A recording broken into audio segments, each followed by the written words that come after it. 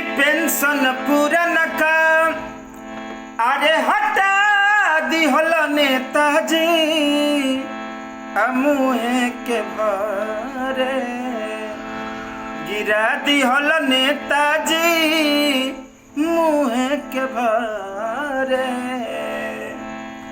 आई एगो गीत से समर्पित बा 1 अक्टूबर के जो महारैली पेंशन खाती हमनी के सब कर्मचारी मिलके सरकार से मांग करते ओकरा खाती एक लाइन और कि रोवे कर्मचारी सब माथा पीटी पीटी के आ करता शिकायत सब तोहरा नीति के कि रोवे कर्मचारी सब हई माथा पीट पीट के आ करता शिकायत सब तोहरा नीति के।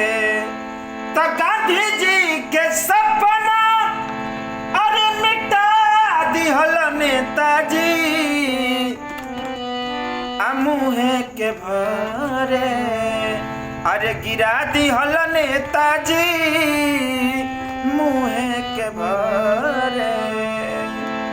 बड़ी महत्वपूर्ण लाइन कि होके रिटायर जब बैठी जाई घरे आफत आ जाई लगब खैला बिना मारे। 60 साल 62 साल तारा के नौकरी कैनी ओकरा बाद हम कहाँ जाए के हमरा के पूछी कि करी दुआरी जाए।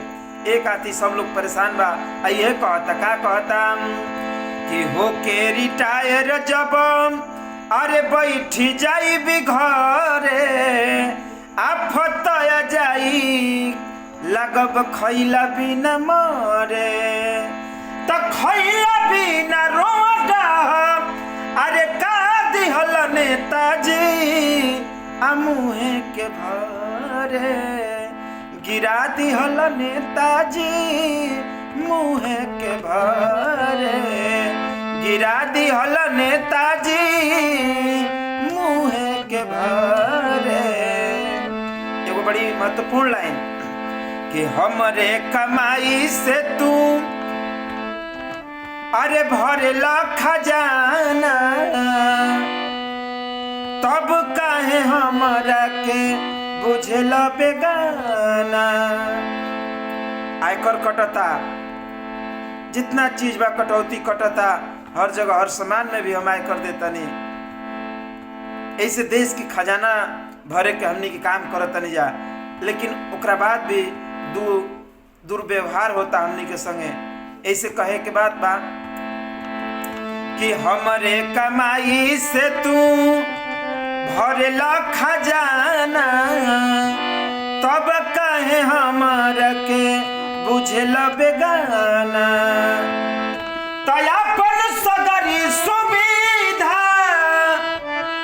अरे बढ़ा लिहल नेताजी जिंदगी के माटी में अरे मुहे के भरे गिरा लिहल नेताजी मुहे के भरे।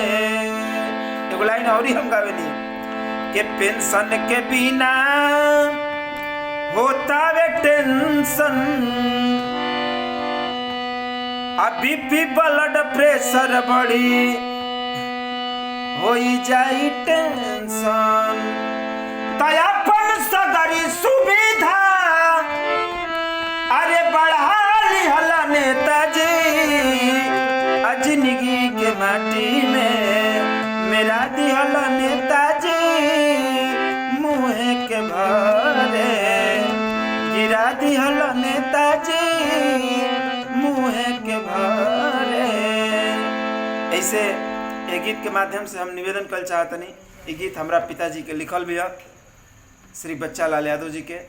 तो ये गीत के माध्यम से हम अपील कर चाहतनी ये सरकार से कि सबकर पेंशन पुरानी पेंशन सबकी बहाली करे और जैसे हम लोग आप सबकी सेवा करते हैं देश की सेवा करते हैं वैसे हम लोग सेवा करते रहें।